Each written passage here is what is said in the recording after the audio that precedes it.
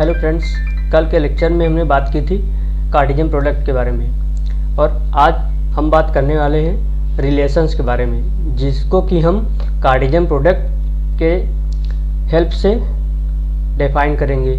तो let A and B be two non empty sets and A cross B the Cartesian product of A and B if R be subset of A cross B and ordered pair AB belong कर रहा है इस subset R से, then it is said that A is related to B by relation R।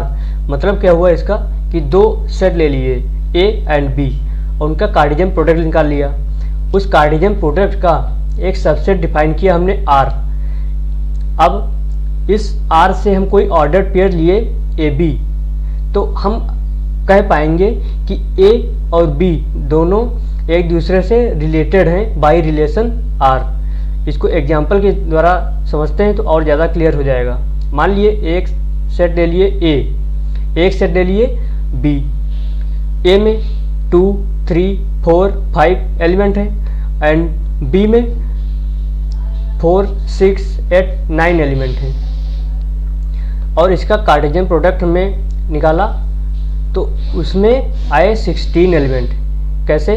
क्योंकि Cartesian product of A cross B जो होता है वो 2, 4, 2, 6, ये यहाँ से 2, 4, 2, 6, 2, 8, 2, 9, मतलब पहले इस 2 को इनके साथ ऑर्डर पेयर बनाए, 2 के साथ इन सब के एक एक करके ऑर्डर पेयर बनाए, तो यहाँ से मिले हमको 4।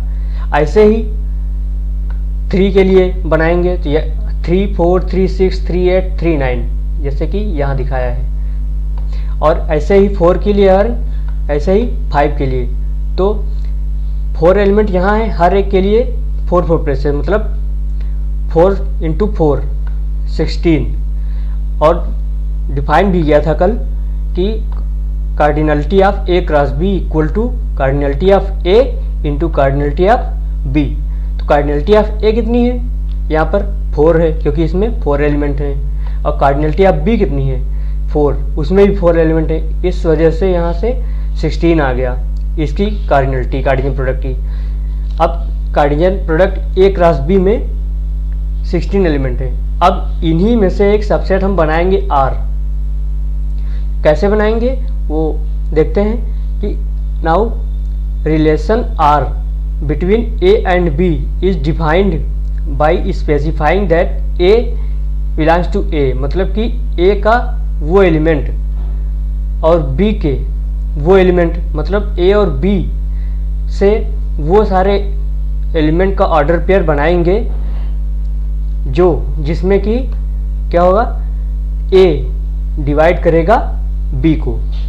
ठीक है, मतलब वही ऑर्डर पेयर लेंगे जिसमें पहला वाला दूसरे वाले को डिवाइड कर रहा होगा, तो उसमें से इतने एलिमेंट केवल मिलेंगे हमारे पास 2, 4, 2, 6, 2, 8, 3, 6, 3, 9, 4, 4 एंड 4, 8। क्योंकि यहाँ क्या कह रहा है, A डिवाइड B, तो A कहाँ से था? A से था, कैपिटल A से, B कैपिटल B से था।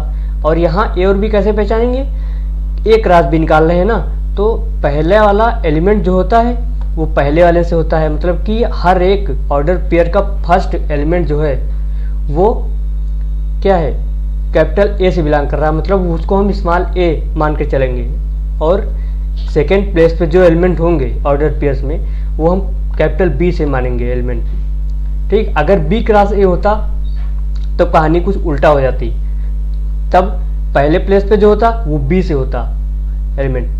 फिलहाल यहाँ ए क्रॉस बी है, इसलिए हम ए क्रॉस बी को ही लेकर चल रहे हैं। ठीक, तो यहाँ क्या देखा, डिफाइन किया था, फर्स्ट डिवाइड सेकंड। आप ये याद रखो, फर्स्ट डिवाइड सेकंड यहाँ से कह रहा है। ठीक, तो अभी इसमें देखो, पहला वाला डिवाइड कर रहा है दूसरे वाले को, मतलब 2 डिवाइड 4, हाँ कर रहा है, बिल्कुल कर रहा है, तो मतलब कि R में आएगा। 2 डिवाइड 6 बिल्कुल आएगा। ऐसे ही ये, ऐसे ही ये, बाकी के जो एलिमेंट बचेंगे उसमें वो नहीं कर रहे होंगे। अभी हम दिखा रहे हैं यहाँ से कितने एलिमेंट आए,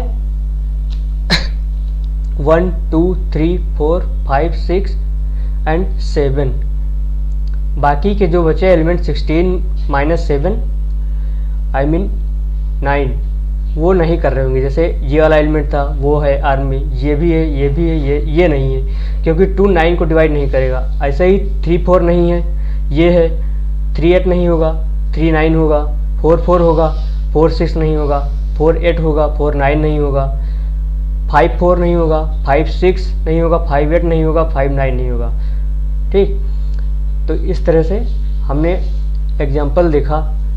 अब देखते हैं कि टोटल नंबर ऑफ रिलेशन कितने पॉसिबल हैं। Number of relation, power subset जानते हैं? पावर सेट, किसी सेट का पावर सबसेट मतलब कोई, अगर हमारे पास सेट ए है तो उसका पावर सेट कैसे निकालेंगे, उसको डिनोट करेंगे पी ए, और उस पी ए में जो होगा वो सारा कलेक्शन हम कर लेंगे सेट ए के सबसेट्स का। तो सिंपल डेफिनेशन हम बोल सकें कि power set P A of set A, ये क्या होगी, ये होगी collection of all subsets of A, वो हमारा पावर सेट पी ए होगा। ऐसे ही power set of A cross B हम निकाल लिए, मतलब इस कार्टेशियन प्रोडक्ट के जितने भी सबसेट होंगे उनका कलेक्शन लेंगे, वो हमारा आएगा power set of P cross ए। फिर उसमें जितने एलिमेंट होंगे वो हमारी कार्डिनलिटी हो जाएगी power set of A cross B, और वही टोटल नंबर ऑफ रिलेशंस हो जाएंगे। पावर सेट ए की कार्डिनलिटी कैसे निकालते थे, 2 की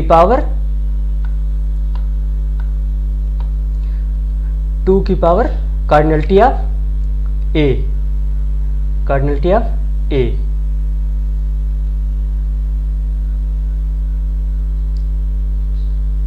टू की पावर कार्डिनलिटी ऑफ ए, और यहाँ ए की प्लेस पर क्या ले रहे हैं, ए क्रॉस बी, तो ये इसकी कार्डिनलिटी कितनी आई थी, m इंटू एन, तो 2 की power cardinality of A cross B equal to 2 की power m into n. Okay, जहाँ ये दिखाया है कि where m equal to cardinality of A and n B the cardinality of b। अब number of non empty relation, यहाँ तो total relation निकाल लिए, यहाँ से एम्प्टी नॉन एम्प्टी सब आ गए, यहाँ से 2 की पावर mn। अब यहाँ से number of non empty relation, इसमें से 1 माइनस कर दो, 2 की पावर mn माइनस 1, ये हो गए टोटल नंबर ऑफ रिलेशन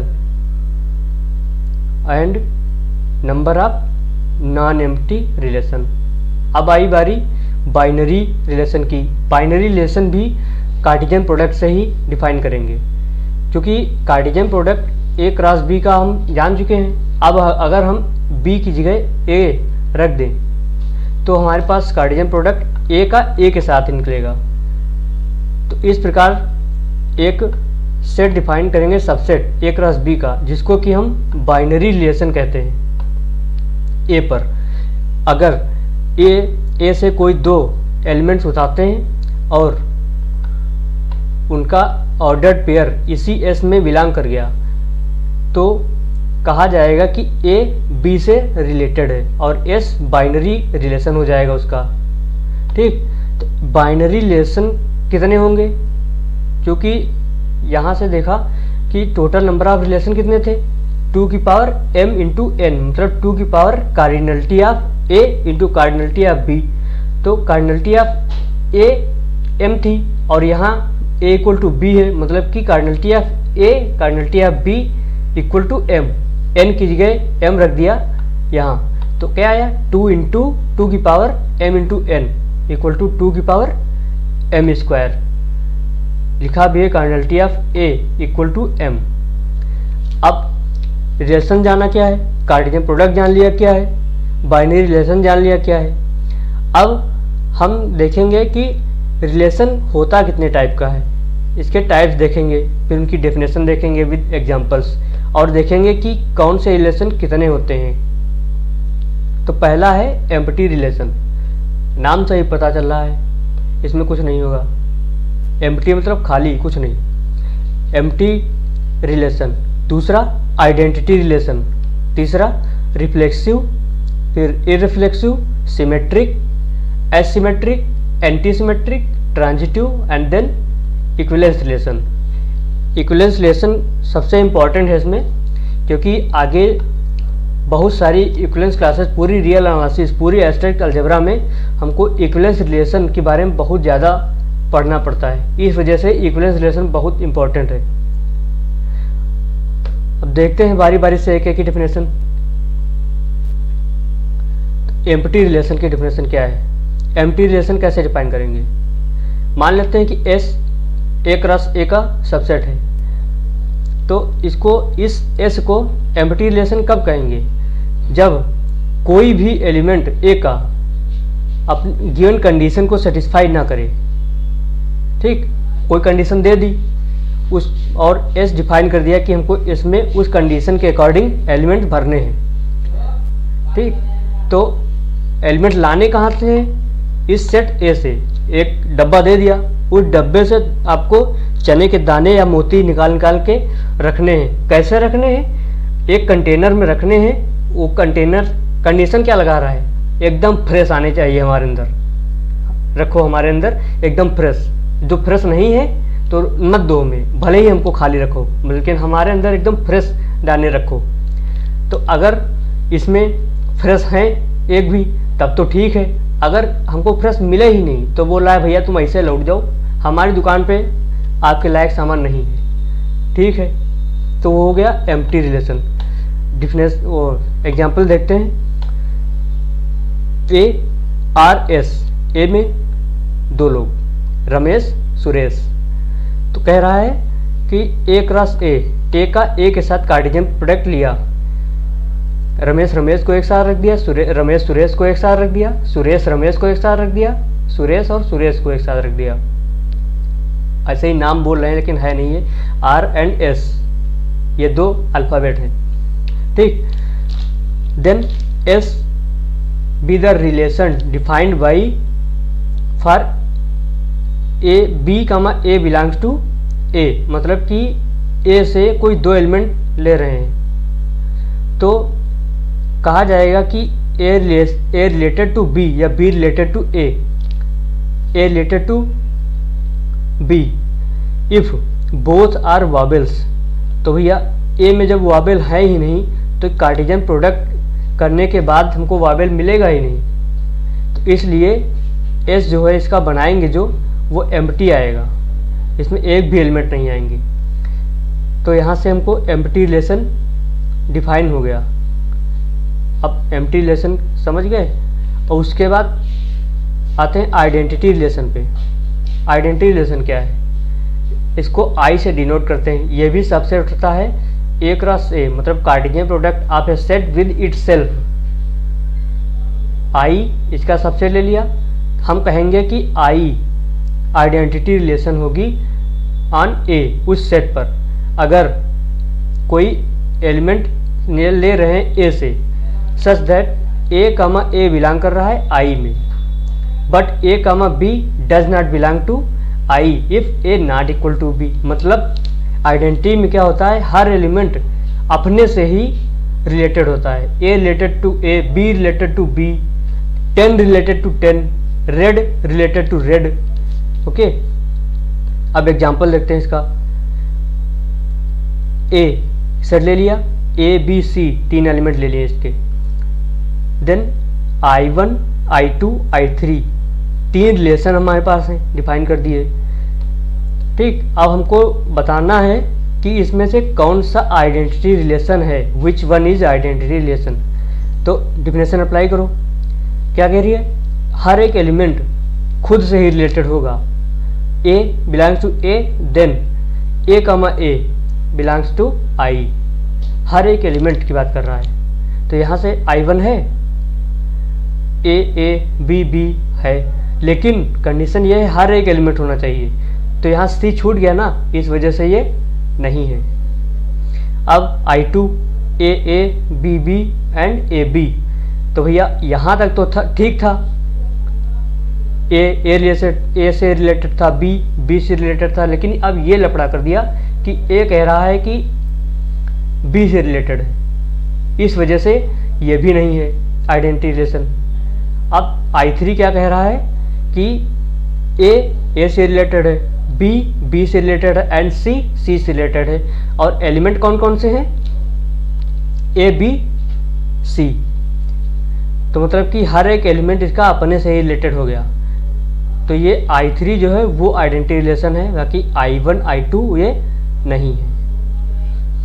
अब बढ़ते हैं डेफिनेशन नंबर 3 पर। चलो इससे पहले एक नोट लगा हुआ है, देख लेते हैं। आइडेंटिटी रिलेशन यूनिक होता है, किसी सेट में या तो नहीं मिलेगा, अगर मिल रहा है तो वो यूनिक होगा। In this relation every element is self related only. Only का मतलब ये हुआ कि अपने से ही रिलेटेड, ए से रिलेटेड होगा, बी से रिलेटेड होगा, बाकी ए बी से रिलेटेड नहीं होगा। जैसा कि अभी पिछले एग्जाम्पल में देखा हमने, ये वाला ए से रिलेटेड होगा, बी से, लेकिन ए बी से रिलेटेड नहीं होगा। इसी वजह से ये आइडेंटिटी रिलेशन नहीं बना पाया था। और यहाँ हर एक एलिमेंट खुद से रिलेटेड था, इस वजह से आइडेंटिटी रिलेशन बन गया था। ठीक, अभी देखते हैं रिफ्लेक्सिव रिलेशन क्या है। रिफ्लेक्सिव रिलेशन मतलब कि ये आइडेंटिटी इसका सबसेट होती है।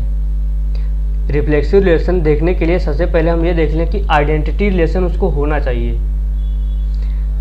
उसके बाद एडिशनल कंडीशन इसमें होती है। क्या होती है देख लो डेफिनेशन में। एस कोई सबसेट है ए क्रॉस ए का, then S is called reflexive relation on A if for all A belongs to A comma A belongs to S. क्या कर रहा है? फॉर ऑल ए, कोई भी छूटना नहीं चाहिए।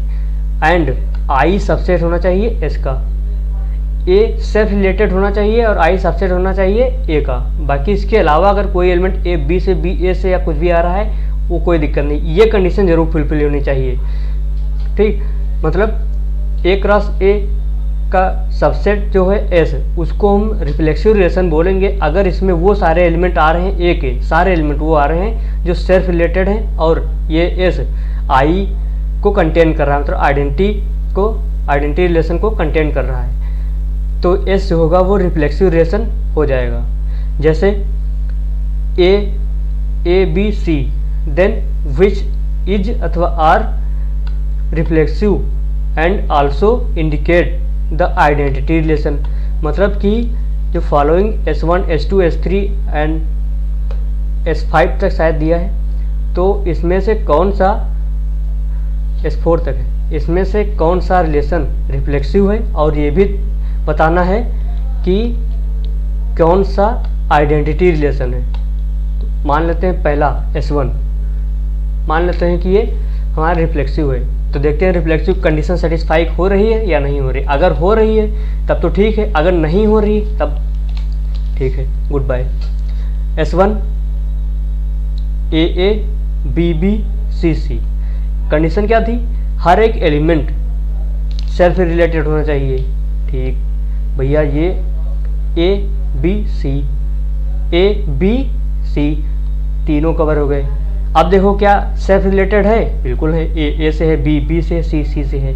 अब तीसरा क्या कह रहा है? दूसरी कंडीशन आइडेंटिटी एस में कंटेन होनी चाहिए।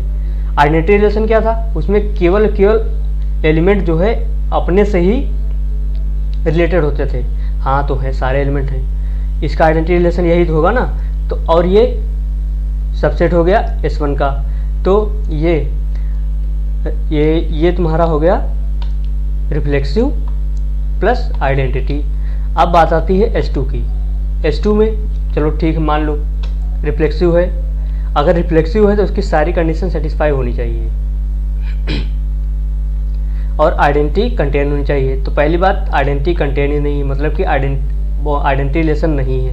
ठीक, नॉट आइडेंटिटी रिलेशन। अब दूसरी बात, रिफ्लेक्सिव है या नहीं है? तो रिफ्लेक्सिव होने के लिए इसमें आइडेंटिटी कंटेन होनी चाहिए। तो आइडेंटिटी है ही नहीं तो रिफ्लेक्सिव कंटेन हुआ ही नहीं। मतलब कि हर एक एलिमेंट कह रहा है इसमें से ए का हर एक एलिमेंट अपने आप से रिलेटेड होना चाहिए। तो यहाँ सी छूट रहा है ना, इस वजह से S2 रिफ्लेक्सिव नहीं हुआ।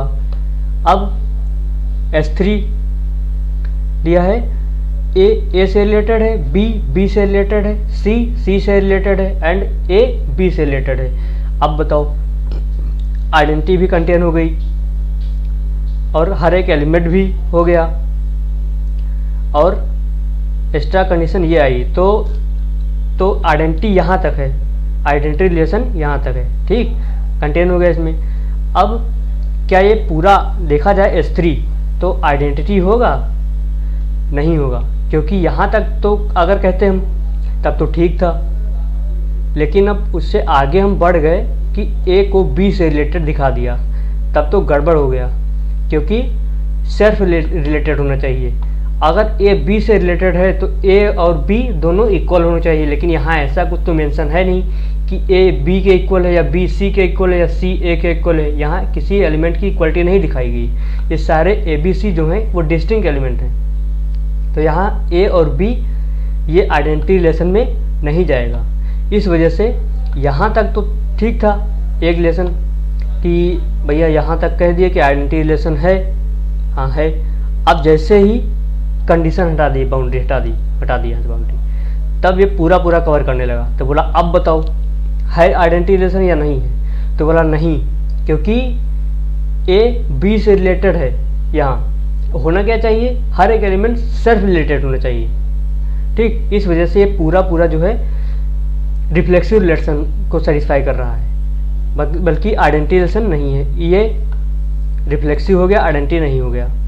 अब S4 की बात आई।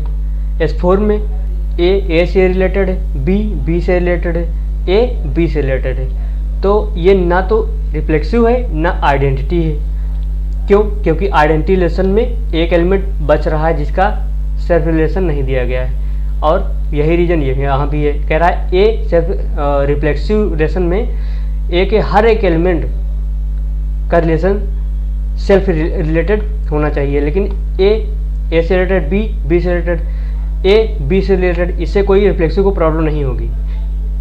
लेकिन प्रॉब्लम यहाँ से हुई कि सी बच गया। बोला है कि नहीं, हम सी को लेकर जाएंगे तभी रिफ्लेक्सिव होंगे, वरना नहीं होंगे। तो बोला भैया S4 बोला तुम रिफ्लेक्सिव हमको करो चाहे ना करो, हम सी को लेके जाएंगे नहीं, ठीक। बच्चे छोटे जिद करने लगते हैं कि हम भी मेला जाएंगे, वरना जाने नहीं देंगे, हवा निकाल लेंगे साइकिल की। तो बोल दो उनसे, तुम हवा निकालो या साइकिलें ना दो, हम पैदल निकल जाएंगे, ठीक। देखो यहाँ से S3 R मतलब रिफ्लेक्सिव है, बट नॉट आई मतलब आइडेंटिटी नहीं है। और यहाँ से S4 में क्या देखा था, नॉट R मतलब रिफ्लेक्सिव नहीं है, नॉट आई आइडेंटिटी भी नहीं था। देख लिया। अब बढ़ते हैं अगले नोट पर, जो कि कह रहा है कि अगर कार्डिनलिटी ऑफ ए n है तो number of reflexive relation, yes ये ठीक है, नंबर ऑफ रिफ्लेक्सिव रिलेशन कितने होंगे ए पर विद कार्डिनलिटी n। तो यहाँ से 2 की power n square minus n, ये हो गई तुम्हारी cardinality of set of reflexive relation, sorry cardinality of reflexive relation, मतलब जितने रिफ्लेक्सिव रिलेशन होंगे वो सारे 2 की power n square minus 1 number denote करेगा। जैसे अगर हम कह दें कि अभी ये जो सेट लिया था A इक्वल टू ABC, तो उसमें अगर हम कह दें कितने रिफ्लेक्सिव रिलेशन होंगे तो क्या करेंगे, n इक्वल टू, देखा A equal to ABC, n equal to 3 रखेंगे 2 की power n square minus n में, तब क्या आएगा, n इक्वल टू 3 रखिए तो आएगा 2 की पावर, सॉरी n की जगह 2 रखना है, सॉरी 3 रखना है, तो 3 स्क्वायर माइनस n मतलब 3, तो ये क्या आएगा, ये आएगा 2 की पावर 3 3 जा 9 माइनस 3, मतलब ये आएगा 2 की पावर 6, 2 की पावर 6, अरे तो यार 2 की पावर 6। तो इसकी वैल्यू क्या आएगी, कैलकुलेट करिए। ठीक, तो 4 दिन 8 दिन 16 दिन 32 दिन 64 64, ये आएगा 64। मतलब कि अगर कोई सेट है जिसकी कार्डिनलिटी 3 है तो उसमें रिफ्लेक्सिव रिलेशन की बात करें तो आएंगे 64 रिलेशन। अगर हम टोटल रिलेशन की बात करें तो टोटल रिलेशन का फार्मूला क्या था, टोटल रिलेशन का फार्मूला था 2 की पावर n स्क्वायर। तो इसको हटा दो, 2 की पावर n स्क्वायर मतलब 2 की पावर 9। अब इसमें और मल्टीप्लाई करो, 2 की पावर 9 टोटल रिलेशन आएंगे। नॉन एम्प्टी पता करना है तो एक को हटा दो, 2 की पावर n -1 आ जाएंगे आपके नॉन एम्प्टी रिलेशन। अब सेकंड नोट क्या कह रहा है, least cardinality of reflexive relation is n, मतलब कि कम से कम n रिफ्लेक्सिव रिलेशन मिलेंगे ही मिलेंगे, इससे कम नहीं, मैक्सिमम इतने मिलेंगे।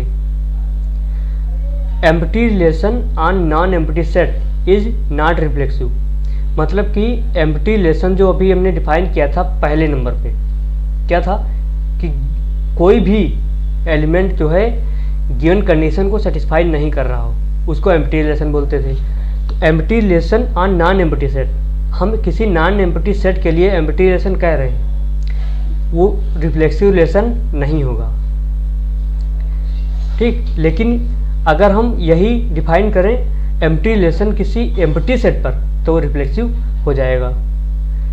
अब हम बात करते हैं इररिफ्लेक्सिव रिलेशन की,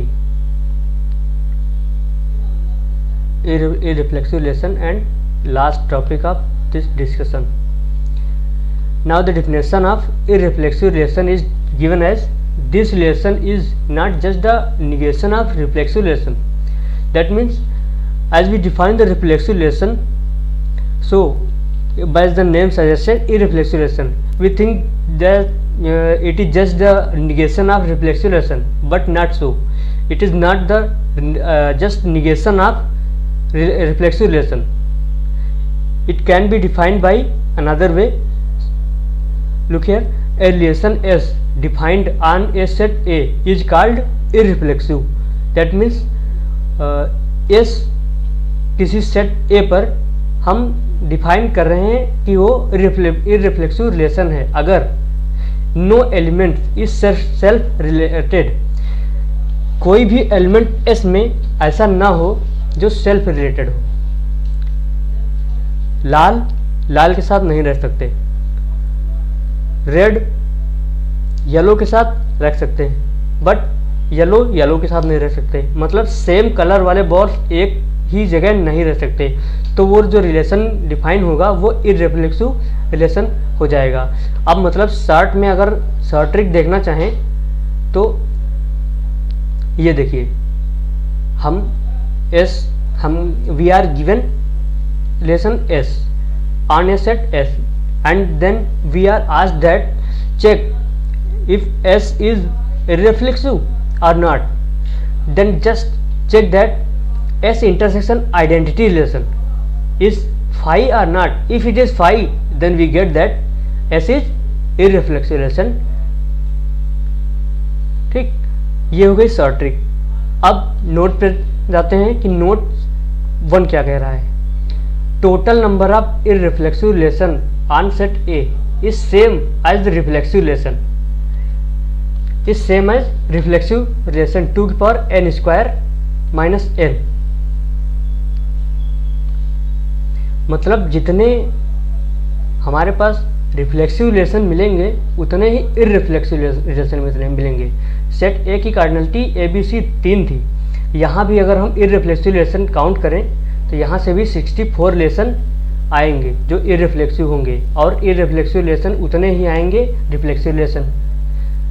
second note, there exist some relation on a set which are irreflexive as well as reflexive.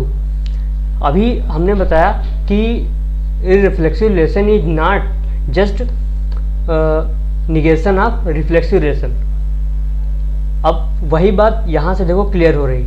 Second note क्या कह रहा है कि भाई there exist some relation on a set A which is reflexive as well as irreflexive, that there is a relation S, say S on A. Sometimes S is reflexive as well as irreflexive. When S is irreflexive, let's see in note number 3. There does not exist any non-empty relation. मतलब कोई non empty relation exist नहीं करेगा। क्यों नहीं, क्या करने के लिए नहीं एग्जिस्ट करेगा? जो रिफ्लेक्सिव हो एज वेल एज इररिफ्लेक्सिव हो।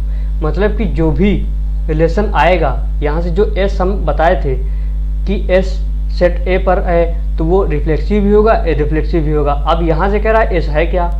Non empty relation which there does not exist non empty relation, मतलब कि नॉन एम्प्टी रिलेशन नहीं मिलेगा जो रिफ्लेक्सिव भी हो और इररिफ्लेक्सिव भी हो।